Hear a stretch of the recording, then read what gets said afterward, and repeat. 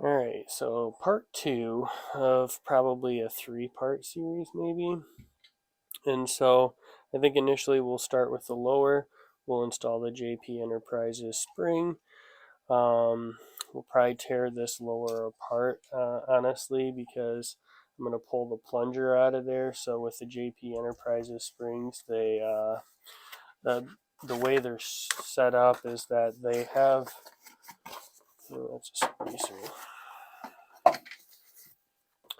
So you see these little rings in here inside, in between each one there's some O-rings, and so if you just slide this inside your tube, what will happen is your detent that holds that stuff in there, right there, will hang up inside these guys, and it's kind of a bear to get it out. I made that mistake initially, and it took me a minute to get it unstuck, to be honest with you.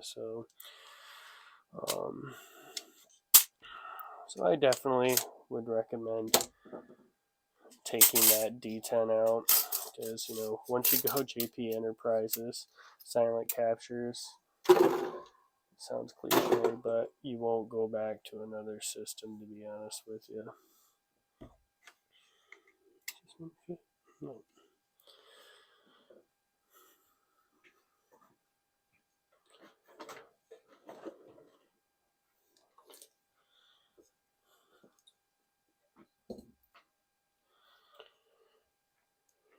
It's probably bigger.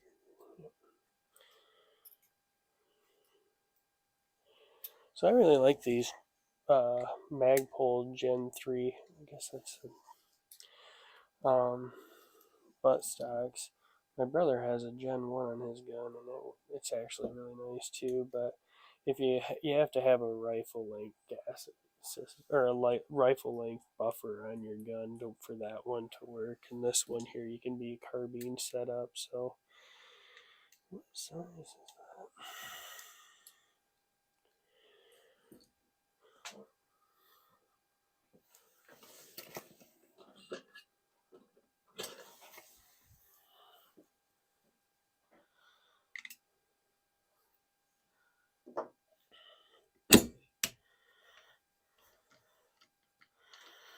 So you just pull this one screw out.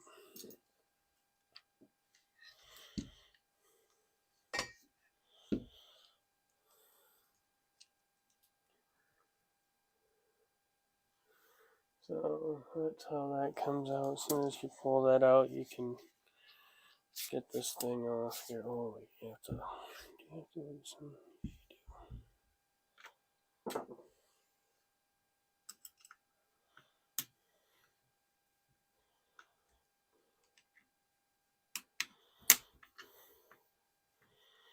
Sorry, it's been a few years since I've taken one of these actually off or put on again.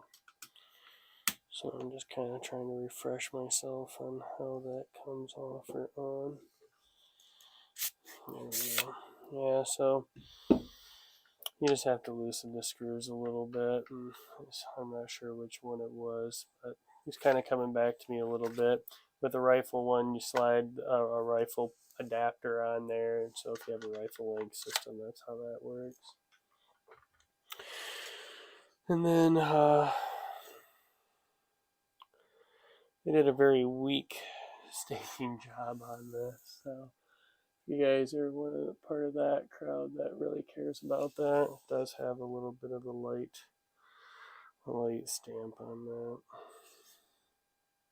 So let's take you over. I'll be right back. So you just take your wrench and you just turn it and loosen that up. So that's all it takes for that.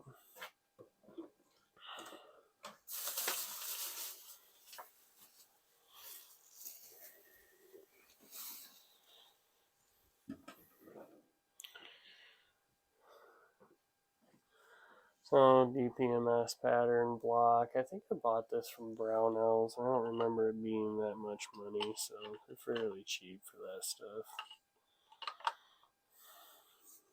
Doesn't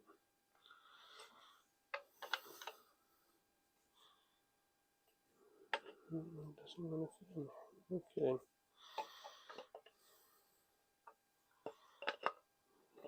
This might not work for it.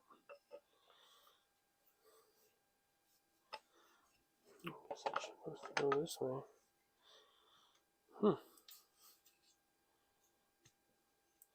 That's like the first time I've never had this block not want to fit in there. So that was kind of surprising. So I got it to go in a little ways, probably far enough for what I need, but it did shave some plastic off of it.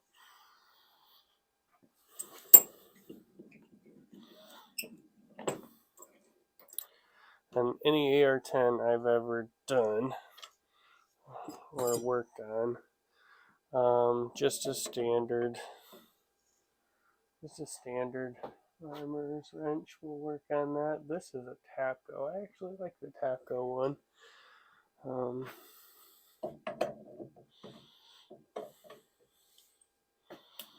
I've had it for quite a few years, and it seems to always work.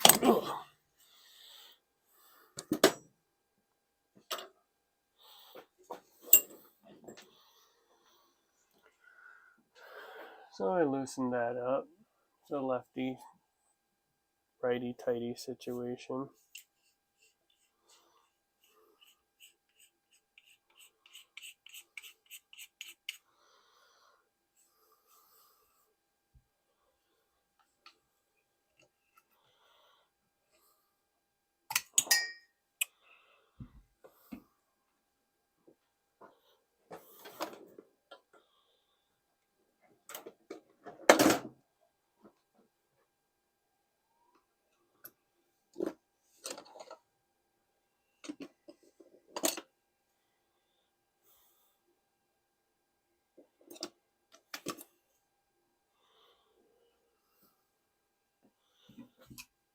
We're going to replace the grip as well.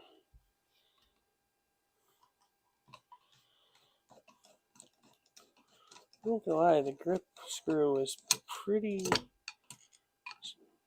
wasn't in there very tight, I'll be honest with you on that one. I loosened it with my 2 fingers, as you could see.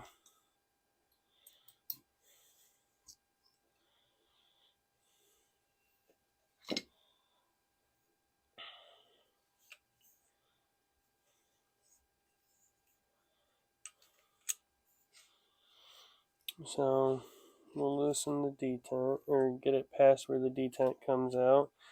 This thing has a lot of pressure on it, so if you just turn that, it will shoot out of there like a rocket. And so if you want to save it for the future, if you ever want to put it back in,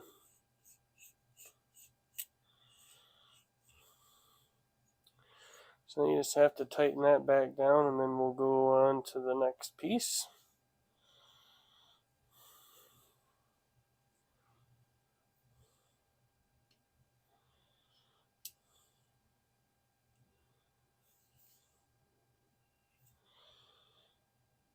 So this is interesting. So if you ever done an Aero Precision or something like that, they have like a nylon screw. These guys don't have a nylon screw. It's more of like a hard stopped threaded steel pin. And so the upper and lower receiver felt really good, to be honest with you. And so I'm assuming that's what's contributing to that. Beat that out of there. There we go.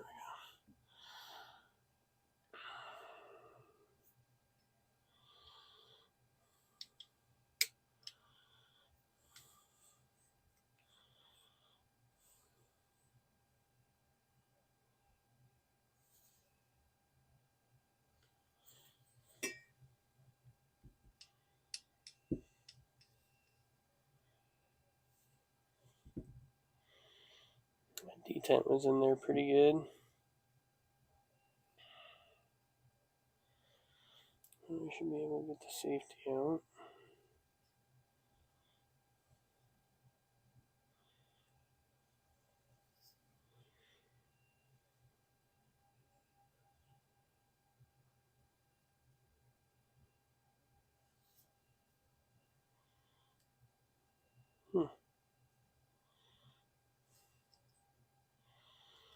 We'll say this, it's really lubricated that trigger good.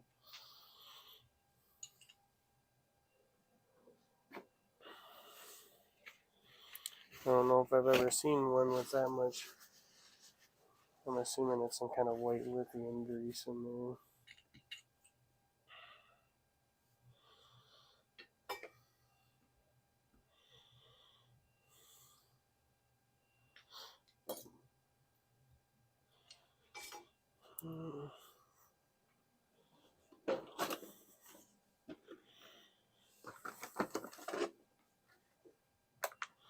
So I definitely recommend getting a few of the AR-15 type specialty tool kits if you're going to do this kind of work.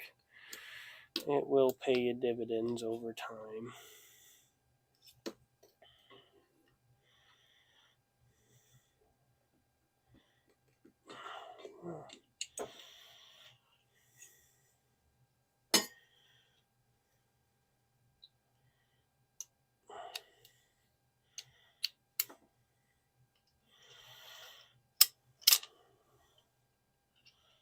See what I mean by all that grease is really greased up.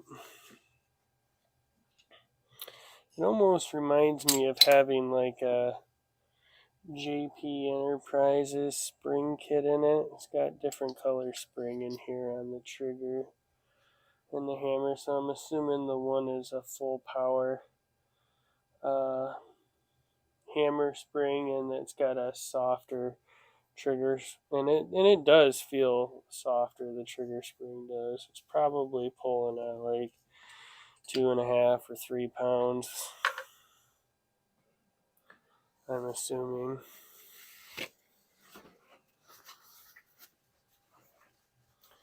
Nothing too crazy. I've never installed one of these triggers before, to be honest with you, so I might have to look at the instructions.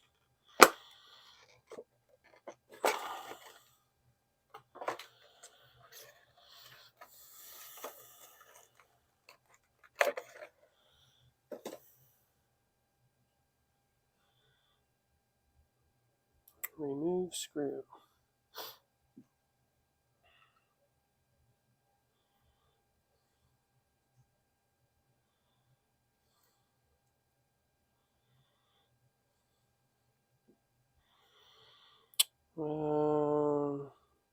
Read full instructions prior to installation. Both snug down screws must be tightened with the hammer in the cocked position and the safety installed in the safe position. Perform safe check prior to use. That's probably to keep their attorneys happy. So basically, if you put it together wrong and you have a negligent discharge, they're saying it's your fault.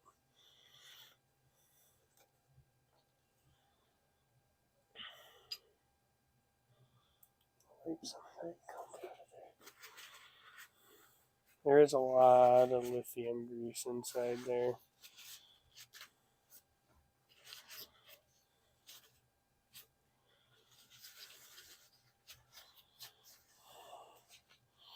So if you shot this gun suppressed with all that lithium grease in there, I'm thinking you'd have a pretty big mess to clean up. Because if you ever fired suppressed before, you'll know that is very, very dirty. So I went in there easy enough.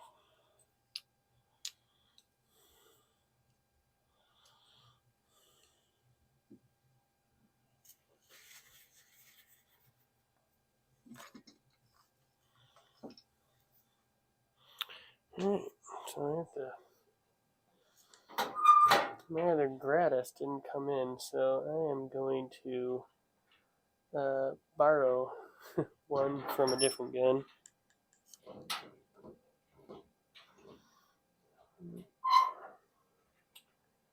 Don't mind all the noise.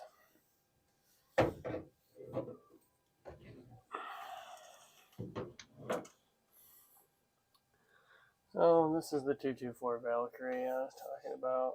It's a pretty good shooter. It's got uh, a Faxon 1 and 6.5 twist barrel on it. It's a really soft shooter, so if like you have somebody who is maybe a little recoil sensitive, I don't think you'll be disappointed. I don't think you'll be disappointed if you had them shoot it. So if you had a little small stature youngster that you wanted to shoot with you, or if somebody has shoulder problems or anything like that, it's going to be a really forgiving setup for you for that specifically.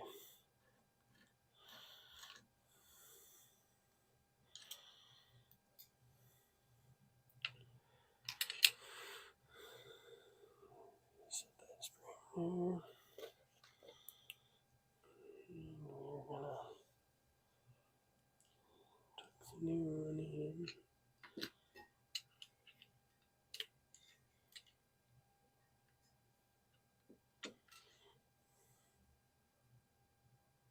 Well, on a positive note, it does seem to line up with a standard AR-15 where the Palmetto does not. So you gotta really squeeze that baby in there, to be honest with you.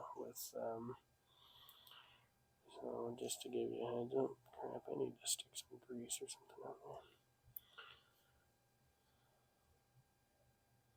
So that was like my only complaint with the Palmetto build receiver, to be honest with you, was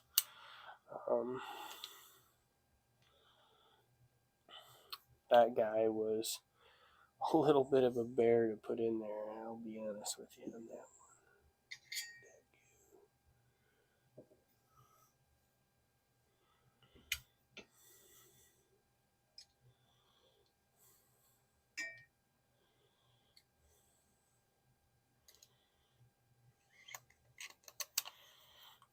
Overall, though, it seems to be a pretty good build. I like that this is a forged receiver. So, I think it's a lot stronger than, well, I shouldn't say a lot stronger. It is stronger than just a billet because of the forging processes, hammering all that in there. So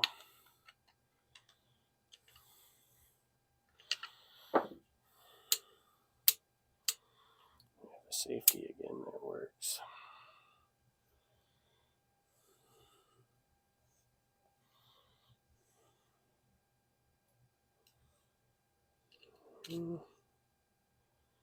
Yeah, we might have to go with my goodies and have fun there, because that is not going to lock in. And see if I have some anti-walk trigger pins in my kit of fun here.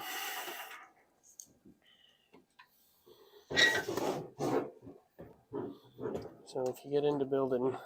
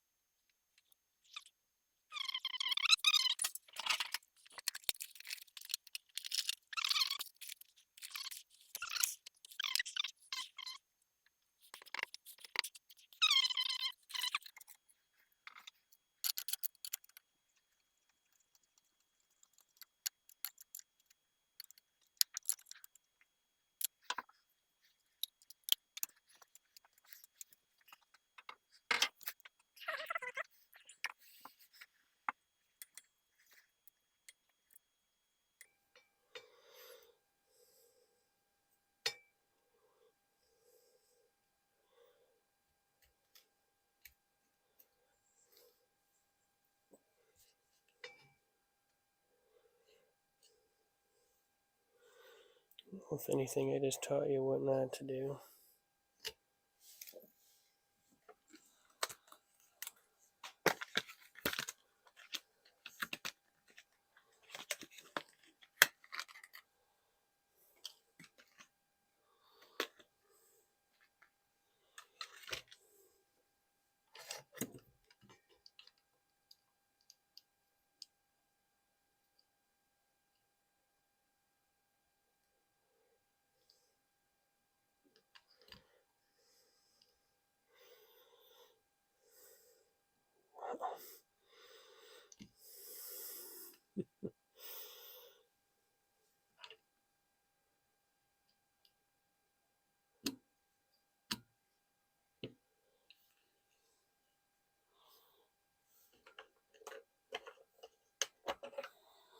Well, the CMC ones are definitely nice and tight in there.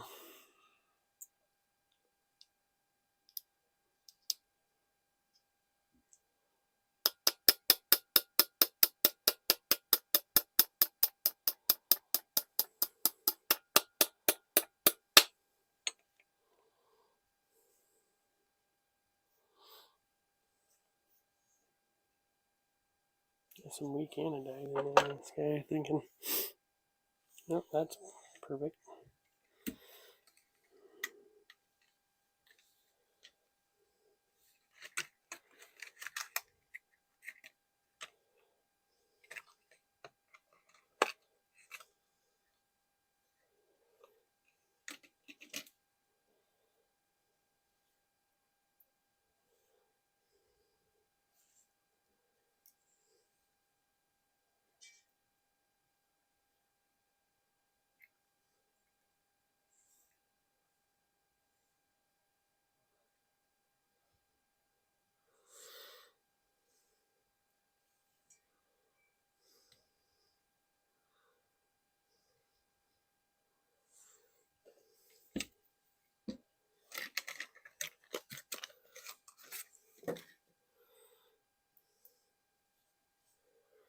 So this is why, guys, you just keep some spare parts sitting around, because it's never a bad thing to have a little bit of a army can full of stuff if you're going to start doing AR stuff, just because of stuff like this. Tolerances are different, especially on the AR10s. There's like no mil spec to it, especially with this Savage, because this Savage isn't using DPMS, it's not using SR25 pattern stuff, it's not an Armalite pattern, it's not an AR-15 pattern. It's the walled as this receiver is, it almost reminds me of an actual M16, if you've ever seen those apart.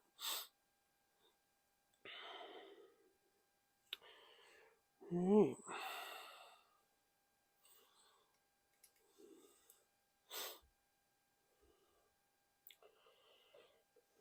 So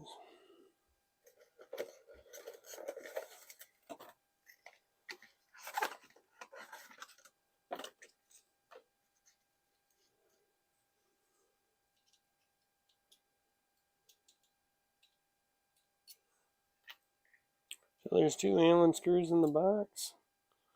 The smaller one tightens the trigger cassette, I'm assuming.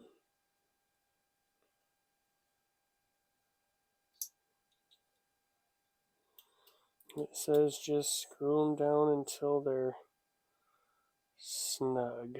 So that's snug.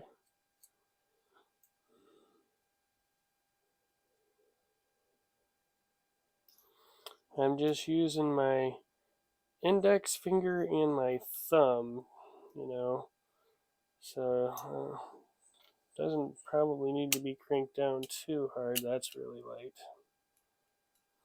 It's got a millimeter or so of take up. It's very wallish feeling. That's 2 pounds. maybe, if I had to guess. Yeah, 2 pounds, 2.5 pounds, maybe. You can adjust it down to 1.5 pounds, and honestly, I don't think I would do any more than what it's at right now. Just for me, because of what I'm used to. But it is very different feeling compared to some of. It's not like a Geisley feel. Yeah, it's got a different feel to it, no doubt.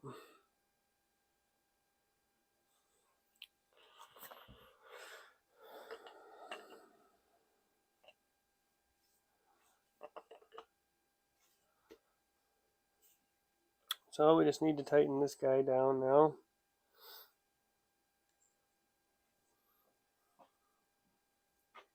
I was working on the screen all the time, didn't look up at all.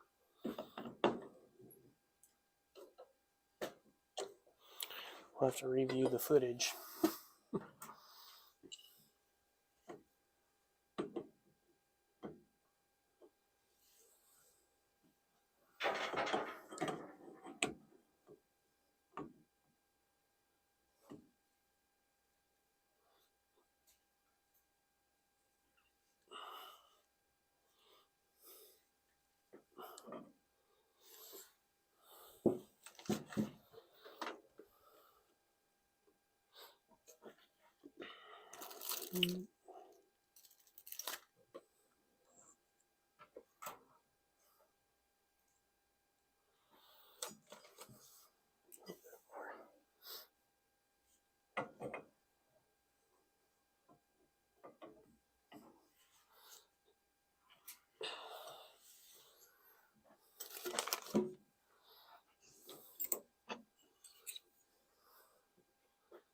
Oh, dang it.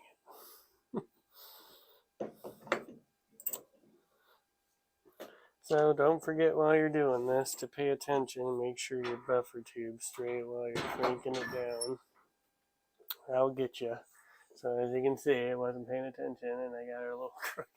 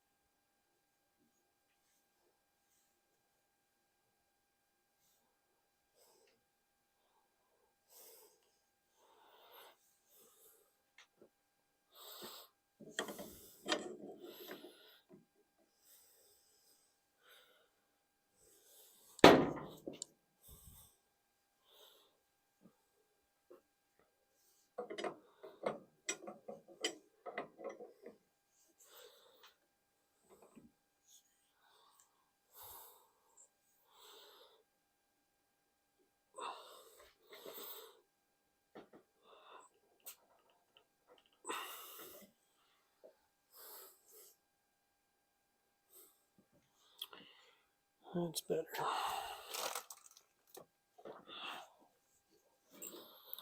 So I'm not going to stake it because my kids are sleeping, so I don't want to wake them up. So we'll do that later.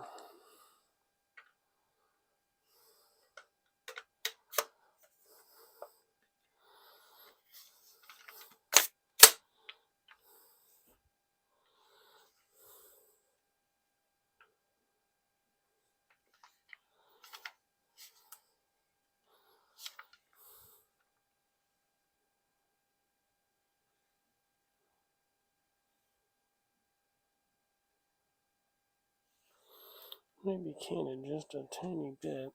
Pull this back on.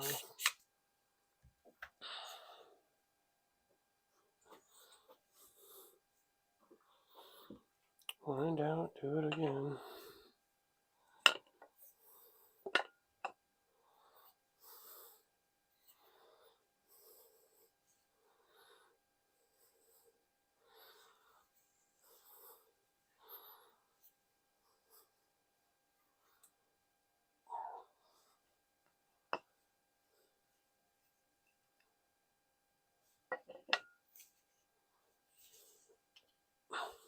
When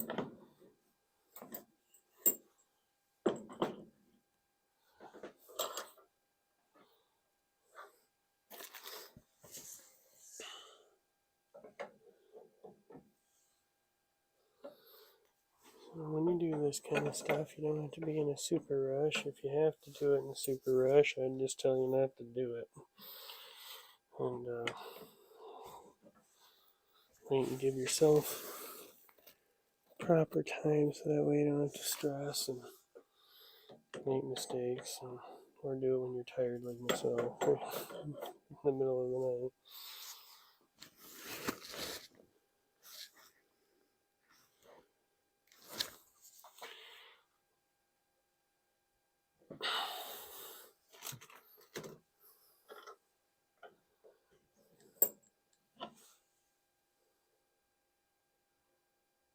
It's better.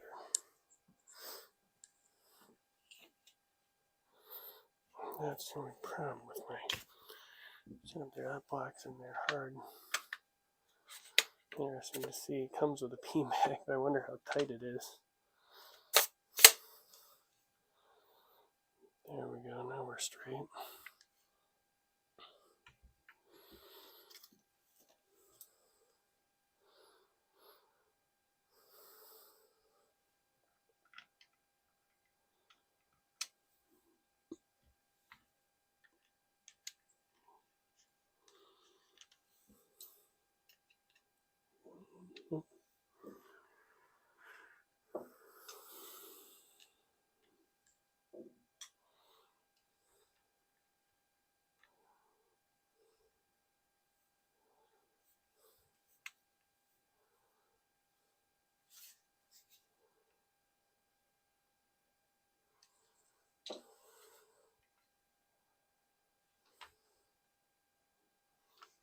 So we'll call that step 1. Safety works. Trigger works. Very tight in there. So detent the pin still in there. Alright. We'll do the next step next.